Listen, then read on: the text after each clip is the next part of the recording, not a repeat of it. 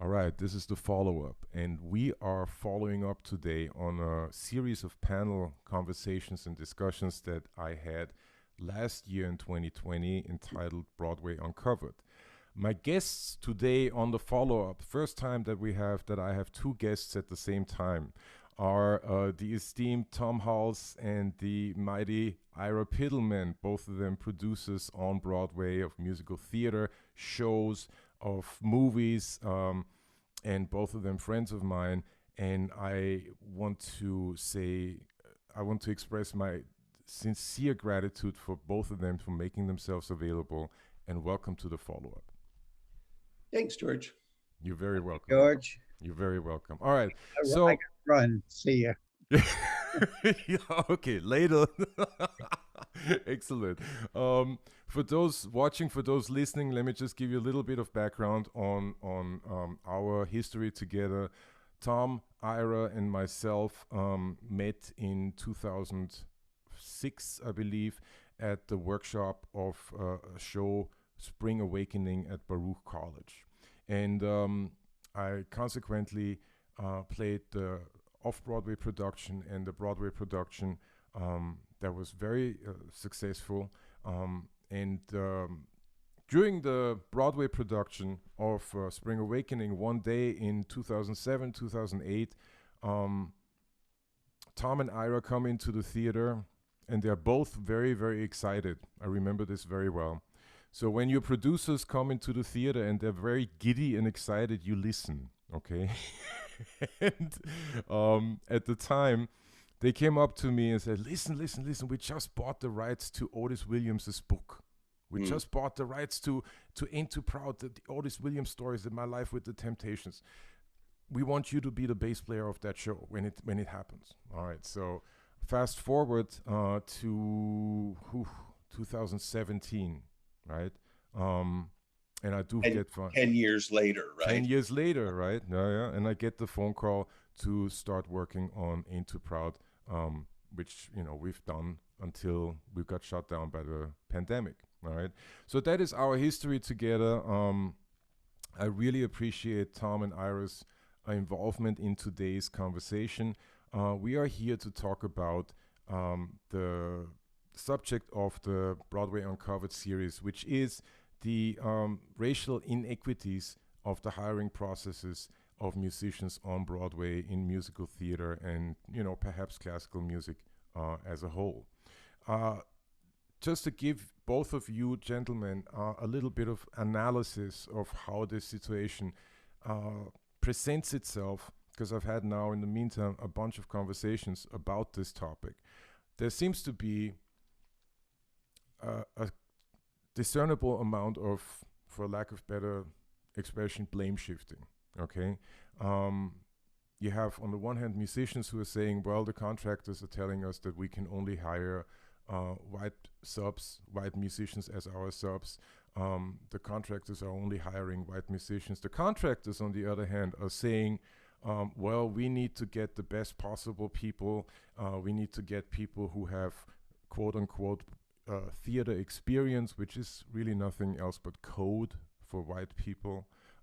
You have actors who are saying, well, we really don't care. And, we have so much on our plate already. We can't really invest too much time and effort into this, but we feel your struggle.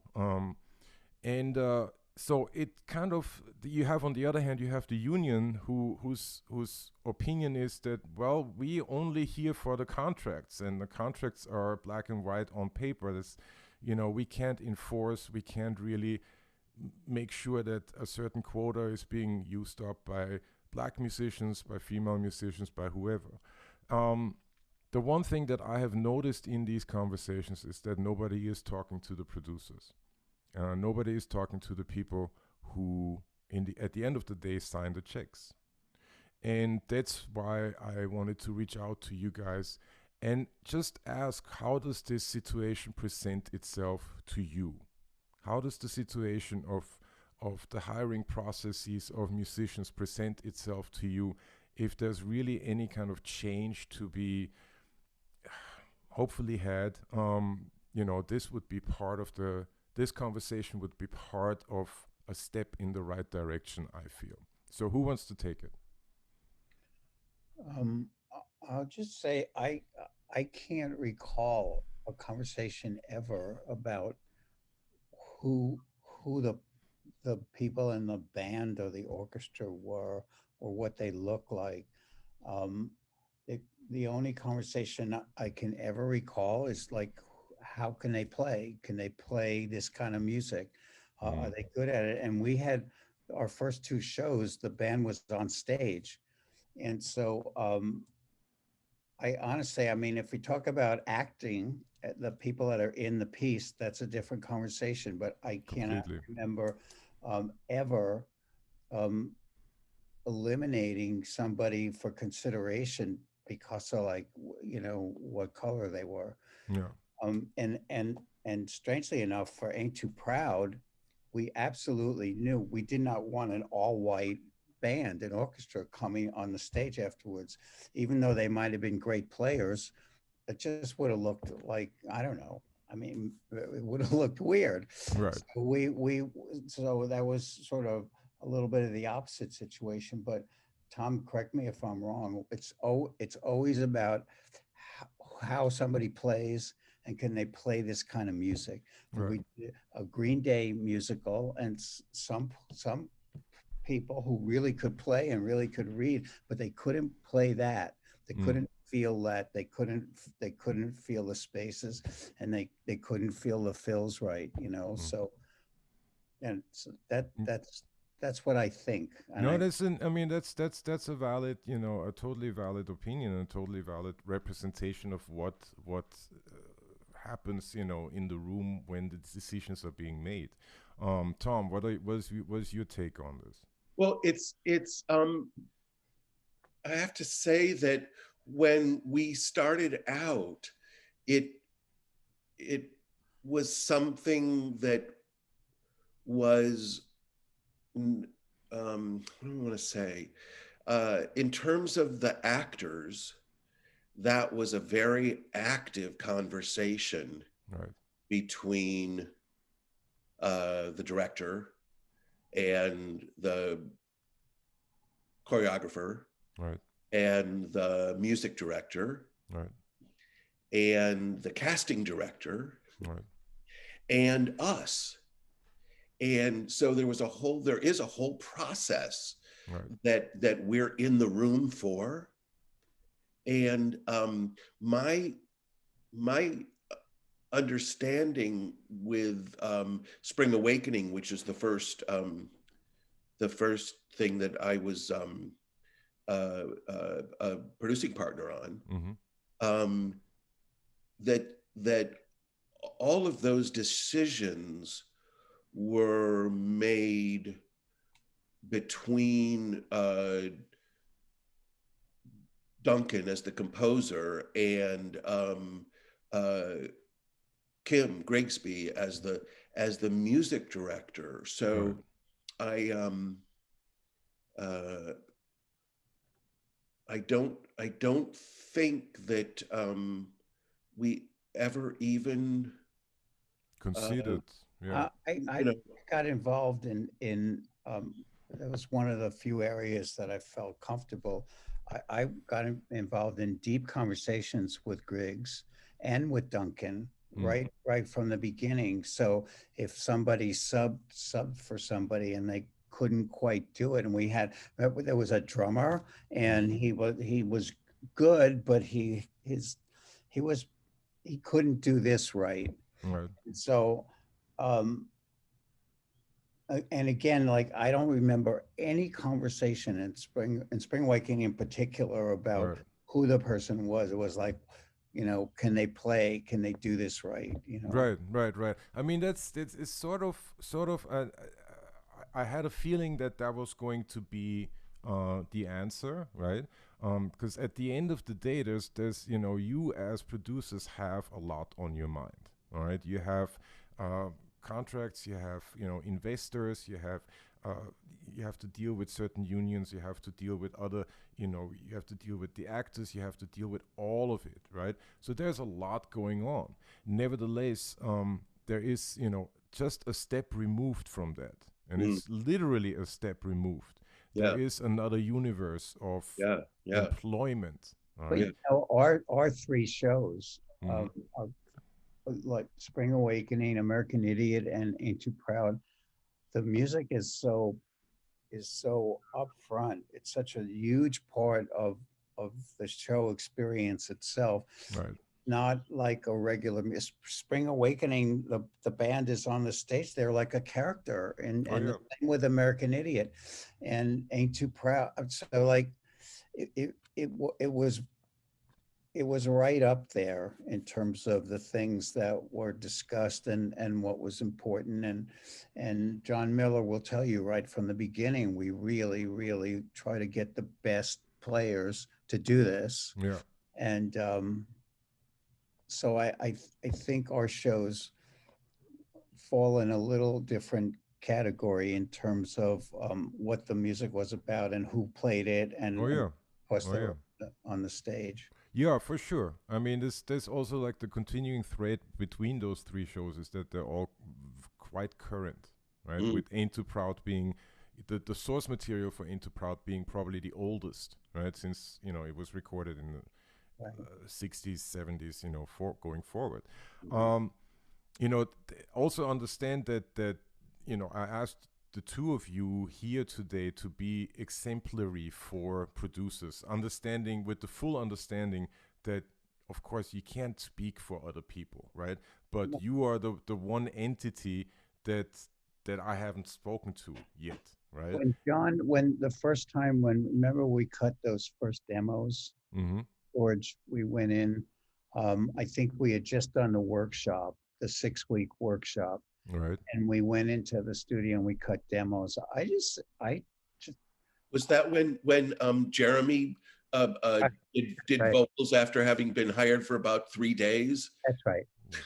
I sat down with John again, John Miller, and I said, well, who are the guys and girls who could play fucking R&B? Because we don't want this to sound like a Broadway version of Motown. Right. And that was a big thing for us. We had just seen the Motown show, and although there were spurts of like beautiful stuff, it sounded like a Broadway cruise thing to me most of the time. And we really tried to get an authenticity here, and we really pushed John to the limit, like who can really play. Right. And make this come alive. And so that's the first place we started from. And then the second place, as I said, we between ourselves, we didn't know what it would be like if all of a sudden at the end, the finale, and everybody's white. I suppose it would be okay, but it didn't turn out that way, and that was fine with us. So. Yeah. I think, one thing to keep in mind is that same argument with, who is the best for this particular type of music, that can go two ways. Okay, that is as important as I think as it was in the case of Ain't Too Proud or Spring Awakening or even American Idiot. But that can also, and I know that because I'm on the other side of, I'm on the receiving end, basically, of those conversations. Like, those conversations happen, and you tell the contractor, we want the best possible people, right? We want people with theater experience, for this particular show. We want people with that experience for that particular show, right? Here's where it gets tricky. And this, I think, is something that's rooted in sort of a personal, outlook, because then the contractor or whoever is doing the hiring, whoever is taking these bits and pieces of information and taking them to the next one, be it the orchestrator, the supervisor, the musical director, whoever. They take those bits and pieces of information and say, okay, well, the producers want the best possible people for this. They want the people for with the theater experience for that. And depending on whether those people, meaning the contractor and everybody else in the music department, has any sort of social environment that includes black people, that includes women, they are going to go with who they think are the best people.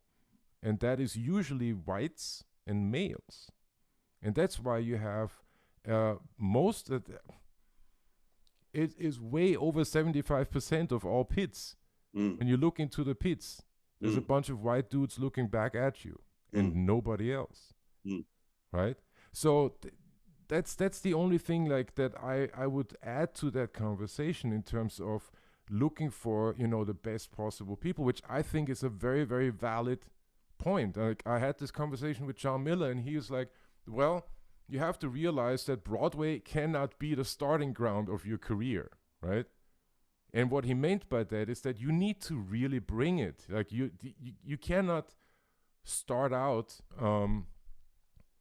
reading, you're doing your first reading gig or whatever, right? It doesn't work that way. You really have to have an established musical identity, and you have to have your sets of skills and knowledge all in place because people are relying on you, right?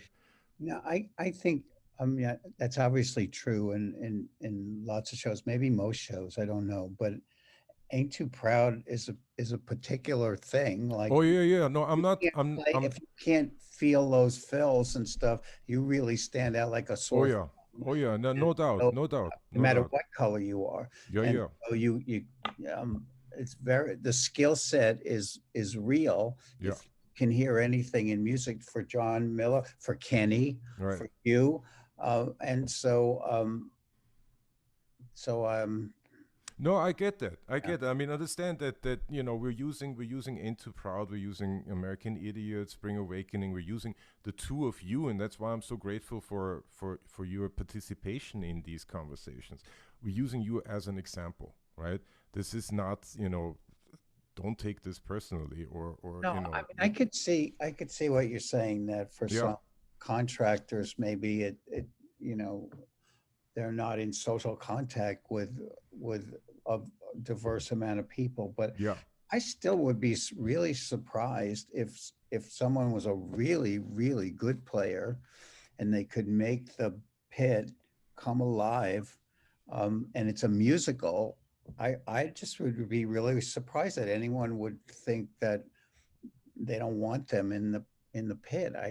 well, I must be naive then. no, nobody's saying that you're naive, Ira, but believe me, because I've been in those situations, and I am a really good player, and I have no Yes, you problem. are. Yes, I am. I have no problem. I'm facing up to that. I'll Yeah, own it. yeah. Okay.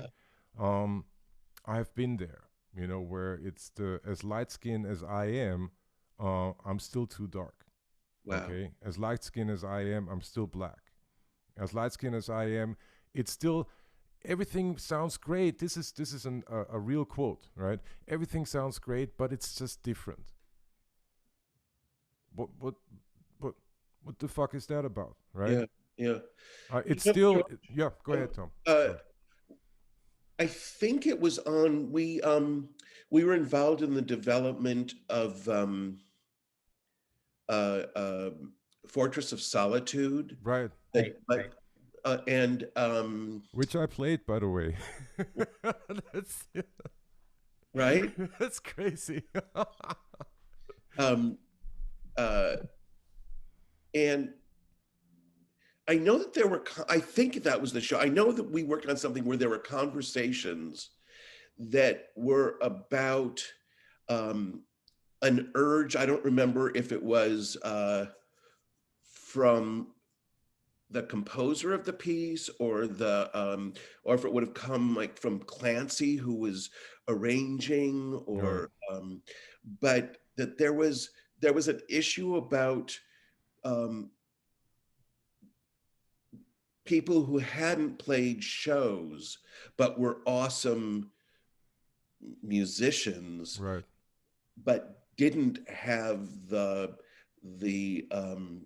uh, experience of duplicating Right.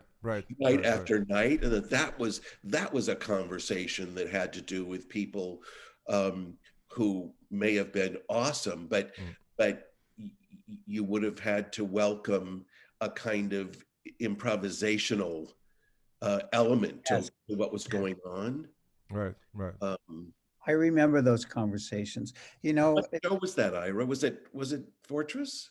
There was a conversation on Fortress, and I've had those conversations before, especially when I asked for certain people who can really play some things in a certain way. I've had that said to me, but you know, I think both things could be true, George.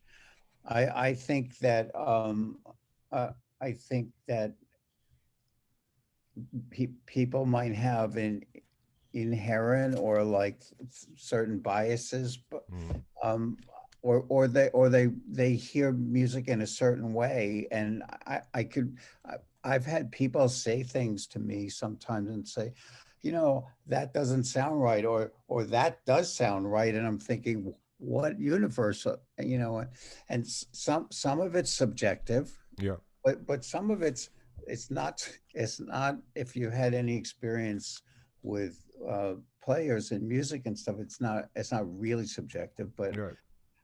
I look, I think nobody's perfect, and everybody has this stuff, and I have problems when it comes to casting, in terms of I don't care who gets the part, but some things don't fit right in my head with certain stories, and I could be accused of like, well, that's racist, and you know, so but again, it's really surprising to me to think that somebody would not hire somebody that was going to make their show better, and who's not even on stage. Well, that's it. But that is the important, like that's an important factor right there, you know, like understand that actors portraying certain people, that is, you know, one thing, and that is, you know, very, very important. That skill sets are important, all of that stuff, right?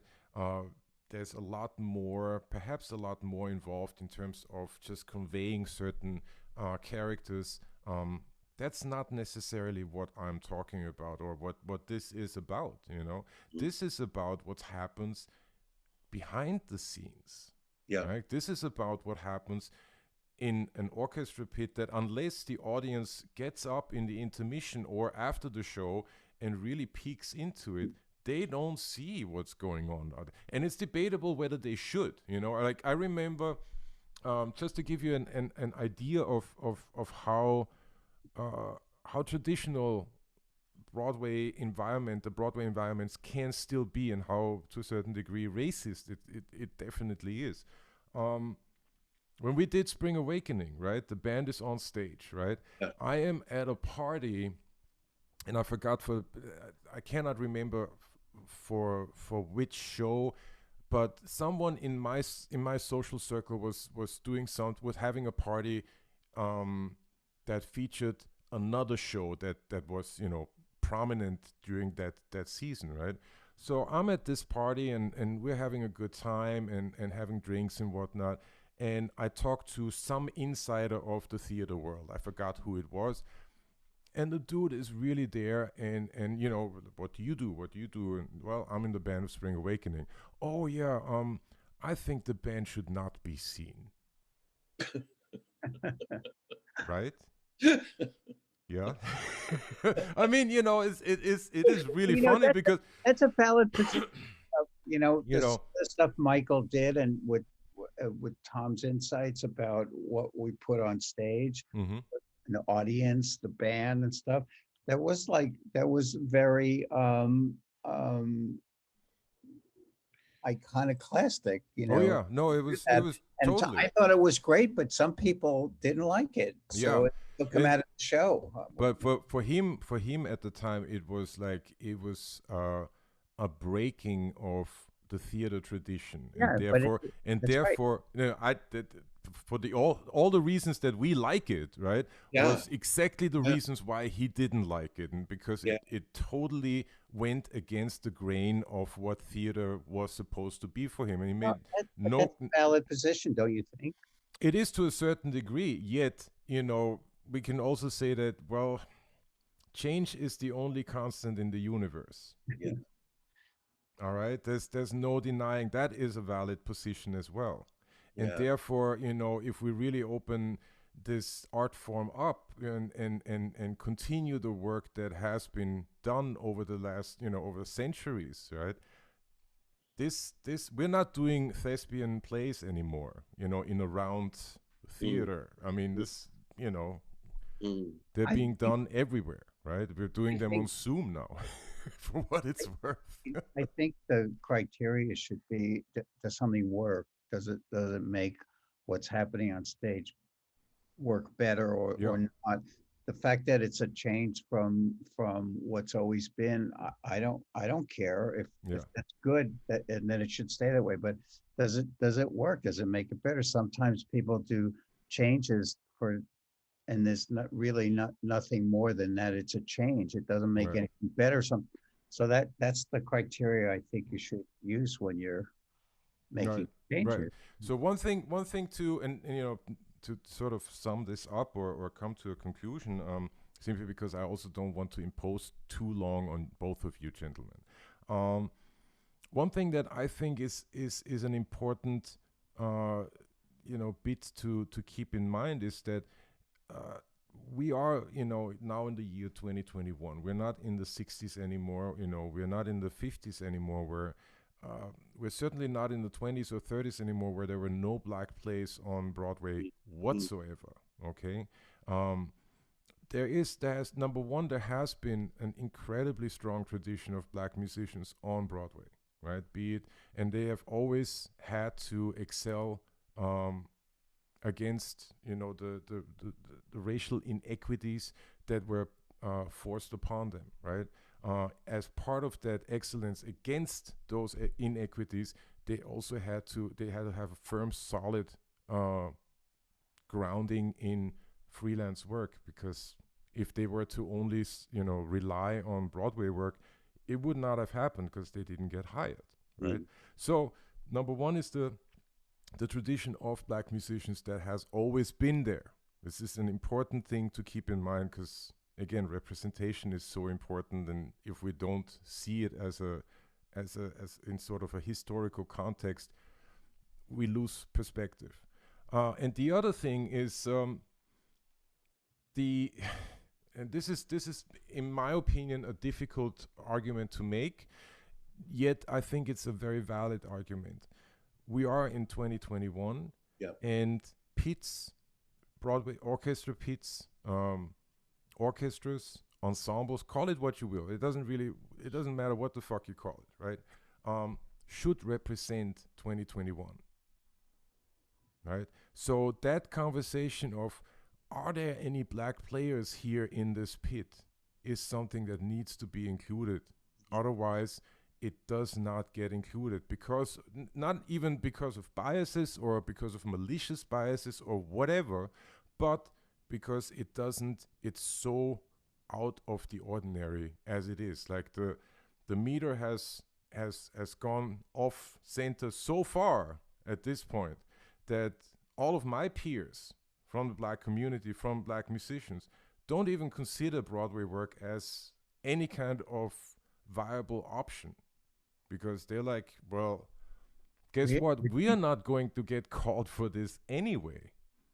So why even invest the time Mm. just to be relegated to some stereotypical racist bullshit, that tells us that we as black musicians can't read. That's a real thing, by the way. That's real, really? right? Black musicians can't read. I mean, impossible. Black musicians can't play classical music. That's a real thing as well, Mm. That right? I've heard that. Yeah. So it's, that is like, I know I've heard that, and I had this situation, where other musicians and contractors were like, well, you have to admit that you're not known for that. And I'm like, motherfucker, I'm from Vienna. You know? Right. I'm like, just again, like you see this and you think something else, but the reality very often looks quite different. All right. Yeah. So all this to say that I believe that this is something that needs to be included. I think that this is something that needs to a certain degree, and I totally understand that it cannot possibly take up too much space or anything like that. But if we all are to take a step forward from, and also I wanted just to point that out to the audience, like this is coming in the wake of the Ahmaud Arbery murder, right? This is coming in the wake of Breonna Taylor, George Floyd. This is coming in the wake of the Amy Cooper incident in Central Park. Yeah. Right? Where the white so-called liberal immediately threatens the police action against the black man. A situation which I have been in, with the former vice president of 802, by the way, which really was nasty. So this is coming in the wake of all of this. And in order to kind of continue that conversation, continue that momentum forward, I think that there needs to be a focus on making sure that these pits are more diverse and are more inclusive. Yeah. All right. These pits need to represent what's going on in the world in 2020 and in 2021. And whites only was a long time ago and should never come back. Yeah. That's a reality, I think that's all that, I have at the moment. Are there any parting thoughts from you guys about this? I have to say that I'm very glad to have had this conversation with you, and I feel like it's on me to become more connected to what's happening in that department. And I'm thinking about projects that we're developing, and the one that's farthest along is an adaptation of the Mexican novel Like Water for Chocolate. Oh, wow. And as we're wont to do, the band will not only be on stage, but they will be part of the telling of the story. Oh, wow. So that the community on stage would all be perceived as a collective, all in possession of all parts of the story. So there's in the story they're all Mexican characters except for one white guy. Right. And so our assumption is that the entire musical department would be at least Latin, right? If not all specifically Mexican, and the four people who are writing the songs will also be at the center of the ensemble, and they're a band called La Santa Cecilia. Oh, wow. So in a way, it's that sort of flips the whole situation, because in that case, it's about that it would be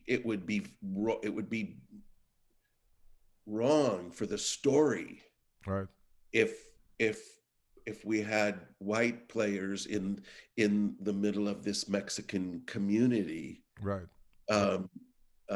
but I haven't even thought about that, to be honest with you, because we're not that far along. Of course. But of it's course. something. It's also something to consider Yeah. uh, as we go forward. But what's the organization that Kenny is part of? Well, there's a number of organizations. Kenny is part of Muse, Right. and that's an acronym for Musicians United for Social Equity, or something like that. I forgot. I do support them. I'm not a member of them. You know, this whole my thing, my platform is George's Bass Chat, which is Yeah. completely outside of all of this. You know, But but by the way, we forgot that also in our Ancient Proud equation, there's Harold and there was Kenny that were oh yeah. part of the conversation too. And in terms of evaluating who we wanted to join us and play. Oh So yeah, yeah, yeah. it was a different conversation than most Broadway shows. Because we made it clear to Harold too, and to Kenny that we didn't want this to sound like a Broadway show. Yeah, And yeah, so, yeah, yeah, yeah. Yeah. No, but and I think that's a very very important point. You know, both of these situations. You know, be it the like Water for Chocolate situation, or Ain't Too Proud. Like nobody, myself included, is making the point of no more white musicians. I know. well, You that's know, just as I mean, bad to this, go. That's just as bad to go. Yeah. yeah, Once that's you not. get into But that place, there's not a good answer. yeah, nobody is making that point. There's a Muse is certainly not making that point, or I can't talk for the organization because I'm not part of that. Um, Are they identifying players, or is it more well, music directors and here's arrangers and so on? my understanding is that they are more focusing on musical directors, Yeah. on arrangers, on supervisors, on copyists, you know, stuff like that. They are not necessarily speaking up. At least I don't know that. I can't even really say that. I know that they're speaking up for musical directors, arrangers, copyists, supervisors, you know, that sort of thing.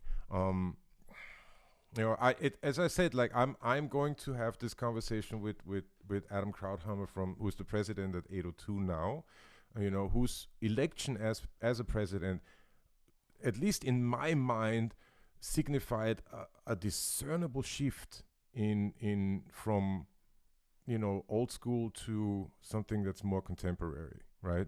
Um, we'll see what he has to say about this. But you know, again, like this is not a conversation or a topic that will be solved in one conversation, right? This will not be solved in my generation. Okay, this will not be solved in my lifetime, or in yours, or in our children's lifetimes. That's not going to happen. I mean, this is also a manifestation of, you know, the racist nature of the U.S. that has been happening ever since the existence of the US. There's no denying that, right? One But day, one day we'll all pretty much be a similar color. Is well, yeah. gonna happen, And I and, mean, and here's the thing. that'll be something else. But Yeah. you know, Here, here's the thing though, like we are already all the same. that's We true. have the same amount of bones in our bodies. You guys have the same amount of vertebrae in your spines, Mm. unless you had some sort of weird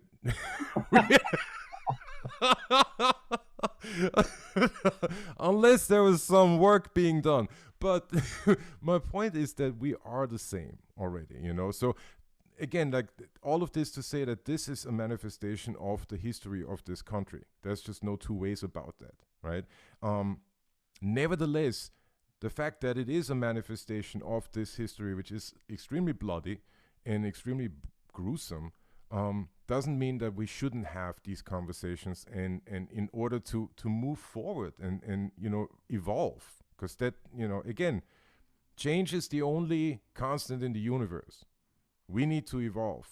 That's in our DNA. That's, you know, I've had these conversations in the wake of George's Bass Chat with other musicians, and where very often the expression or the sentiment was expressed, well, but I don't want to change. Well, you don't want the sun to rise every day because it's not up to you. You know what I mean? That's kind of where this all of this is coming from. It's a necessity. I think that the shows that have been inclusive um, have been successful enough to the point of they are the biggest sellers on Broadway ever. Talk about Lion King. Talk about Wicked. Talk about Phantom of the Opera. Phantom of the Opera has a female bass player. Okay, for 20 years now, right? And yet in 2009 or whenever, when I tried to get a female sub into the show that I was doing at the time, the argument was no, because there are no female musicians. Okay, that's reality versus perceived reality, right? And if we don't do something about this, things are going to be stagnant, right? And people are not going to make the type of money that they should be making from the effort that goes into these shows. Okay, so that's I agree, George. yeah. It's a worthy Oh yeah.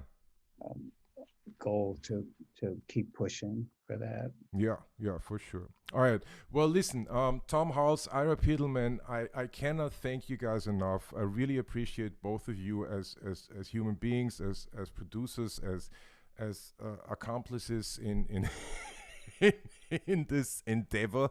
Yeah. I really appreciate you guys being here today. I want to thank you once again for taking this call and having this conversation. I'm fully aware that this is not an easy conversation to have, right? First time in Spring Awakening when you took out the bow and played the stand-up bass with the bow, that you could have asked me for anything from then on. So that was so fucking great. Thank you, Ira. Well, you see these basses behind me, right? You guys paid for 2 of them. Great. Well, that was money well spent from us. Yeah. So, George, next time I had names of Bob Babbitt. I had some bass player names. I had Mark O'Connor, this great fiddle player. I was prepared to have a whole conversation with you. So listen, we can have that conversation. We will let me think about it. I'll have you guys on again for George's Bass Chat. Maybe we'll do a live video or something like that. I think that would be interesting as well.